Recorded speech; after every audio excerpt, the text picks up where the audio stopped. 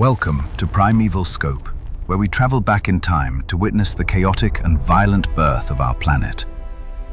3.5 billion years ago, Earth was not the blue home we know, but a burning, hostile hellscape. Constant bombardment from asteroids kept the surface in a molten state, preventing any oceans or solid land from forming permanently. The atmosphere was a toxic soup of methane and ammonia, with absolutely no oxygen to support the life we know. There was no ozone layer to protect the surface, allowing deadly ultraviolet radiation to scorch everything that dared to exist. As the planet slowly cooled, violent storms unleashed acid rain that fell continuously for millions of years, forming the oceans. These first oceans were not blue, but a murky green, rich in dissolved iron and boiling with intense geothermal heat. It was a water world of silence and emptiness, waiting for the spark that would change the universe forever. The moon was much closer then, its gravitational pull dragging the oceans across the globe in massive, violent tidal waves. The planet spun wildly on its axis, creating short days and chaotic weather patterns that would destroy modern structures instantly. Temperatures fluctuated wildly, from boiling heat near volcanic vents to freezing cold in the dark shadows of the poles. Yet, within this chaotic mixture of chemicals and energy, the ingredients for a miracle were slowly coming together in silence. To find the origin of life, we must leave the surface and dive deep into the crushing darkness below. Down here, protected from the deadly radiation and asteroid impacts, the ocean floor provided a safe haven for chemistry.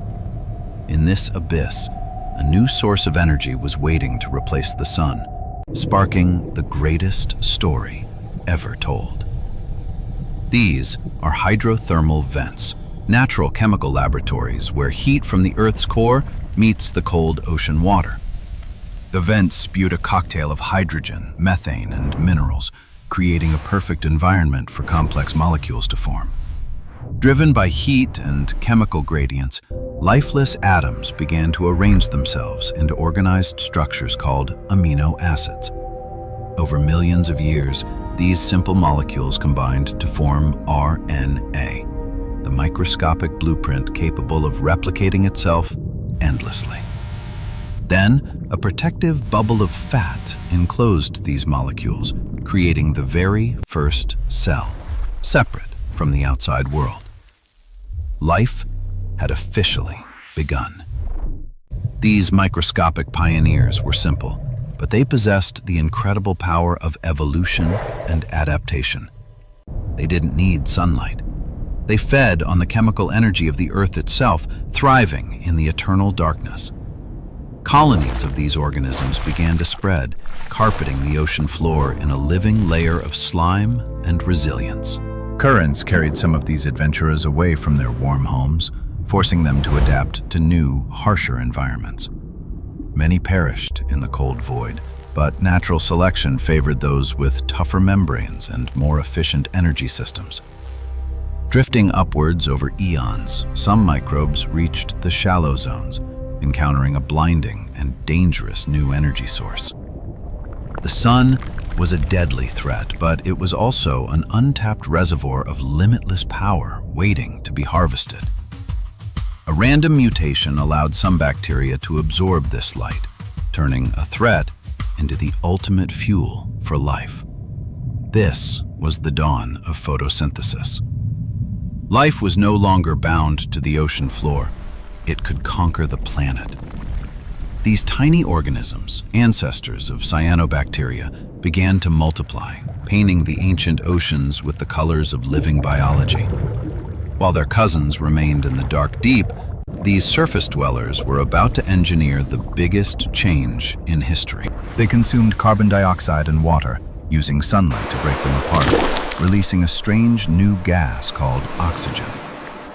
At first, this gas was insignificant, absorbed quickly by the iron in the water or escaping harmlessly into the air. To most life at the time, oxygen was toxic. These green bacteria were unknowingly producing a chemical weapon of mass destruction. For hundreds of millions of years, they thrived, building their numbers until they dominated the coastlines of the supercontinents. Today, in places like Shark Bay, Australia, we can still see the living descendants of these ancient world builders. These are stromatolites. They look like rocks, but they are actually cities built by billions of microscopic cyanobacteria.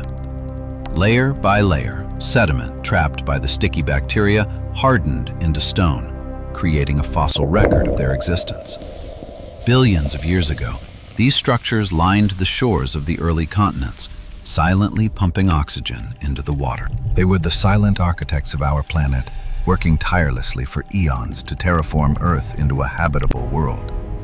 Their waste product, oxygen, began to accumulate.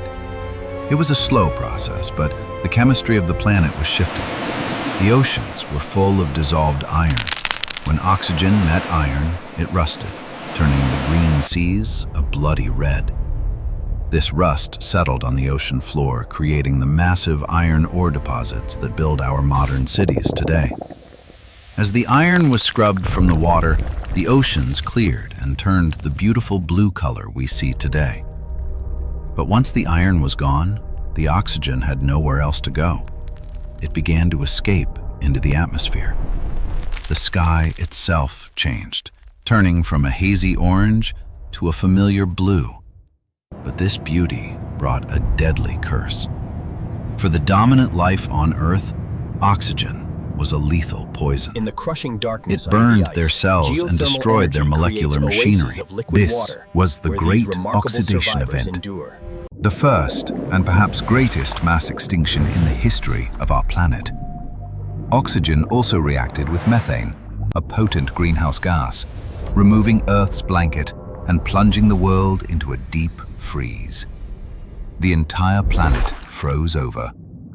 Earth became a snowball, a white wasteland where life hung by a very thin thread. But life is stubborn. In pockets of liquid water near volcanoes, the survivors adapted to this new, oxygen-rich world. In this struggle, a miracle happened. One large cell swallowed a smaller bacterium but didn't digest it. They merged. This merger created the first eukaryotic cell.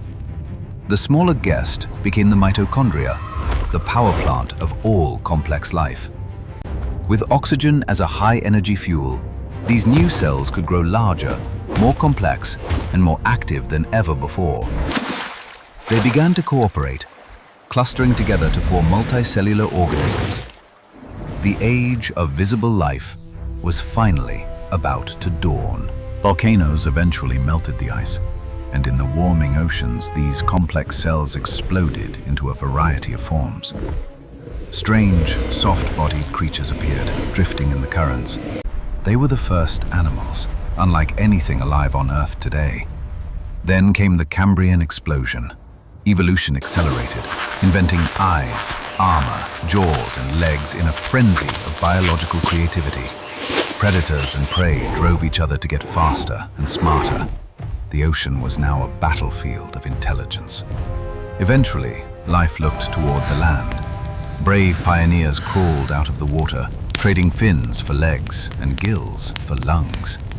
Plants turned the rocky continents green, pumping even more oxygen into the air, allowing insects to grow to monstrous sizes. Reptiles grew into giants, ruling the planet for millions of years, proving that life could thrive on a massive scale. But the universe is violent. Another asteroid brought their reign to an end, clearing the stage for the rise of mammals. From the ashes, small, warm-blooded survivors emerged. They were adaptable, intelligent, and ready to claim the world as their own. Millions of years later, a specific branch of primates stood up, freed their hands, and looked up at the stars. We mastered fire, tools, and language. We became the first species capable of understanding the story of our own creation. Now, we build cities of glass and steel, unaware that the oxygen filling our lungs is a gift from bacteria. Take a deep breath. That air is the legacy of 3 billion years of struggle, adaptation, and biological engineering. We are not separate from nature. We are the direct continuation of a story that began in the deepest, darkest oceans. The same code that programmed the first cells in the thermal vents is written into every cell of your body. Earth has survived fire, ice, and poison. Life has always found a way to endure, to adapt, and to ascend. As we look to the future, we must remember that we are the custodians of this incredible, living planetary spaceship. Perhaps the next chapter of this story will not be written on Earth, but on new worlds among the stars. But for now, this is our only home, a rare jewel of blue and green in a universe of dead rocks. The story of Earth is your story. It is a tale of resilience, transformation, and the unyielding will to exist. We are the universe experiencing itself, a fleeting moment of consciousness born from stardust and ancient microscopic struggle. From the chaotic Hadean fire to the digital age, the chain of life has never been broken, not even once. So the next time you see a rock or a tree, remember the silent architects that built the world for you. Life is a precious anomaly. It is rare, it is fragile, and it is the most beautiful thing in the universe. That thin blue line of atmosphere is all that stands between us and oblivion. It is a shield built by life. We share this heritage with every living thing. We are all cousins, separated only by time and different paths of evolution. Every action we take today sends ripples into the future, just as the actions of microbes defined our present reality. The sun rises on a mature planet, but in the grand scale of the cosmos, our journey has only just begun. We must protect these systems. If we destroy the legacy of the past, we destroy our own potential for the future. We have the intelligence to become the new architects, to engineer a balance that allows both nature and humanity to thrive. Science allows us to read the diary of the Earth. It teaches us humility and shows us our place in history. Change is the only constant. The Earth will continue to evolve with or without us for billions of years more. What will Earth look like in another billion years?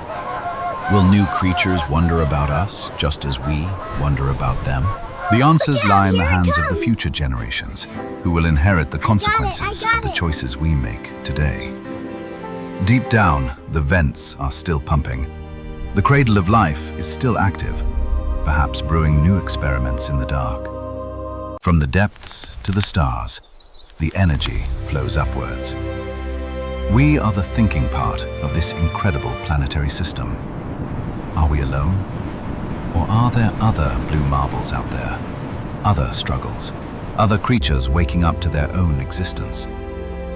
As we search the cosmos, we are looking for our own reflection, searching for the chemical signature of life elsewhere. The complexity of the universe is mirrored in the complexity of life. We are stardust that has learned to dream. Our time here is short, a mere spark in the dark. But sparks can start fires that burn for eternity. Life is tenacious. It wants to spread, to grow, to know. It is the most powerful force in the known universe. We must respect the delicate balance that took billions of years to build. We are powerful, but we are not invincible. Let us learn from the past. Let us be the wise guardians that this planet deserves, not the architects of destruction. History is not just about what happened. It is a lesson for what is to come. The future is unwritten. We hold the pen now. The next chapter of Earth's history will be defined by human wisdom, compassion, and foresight. From a toxic wasteland to a Garden of Eden, Earth's journey is a testament to the impossible becoming the inevitable. We are all drops of water in this same river, flowing together towards a destiny that we are creating right now. Look up at the stars tonight and remember where you came from. You are the universe waking up to say hello.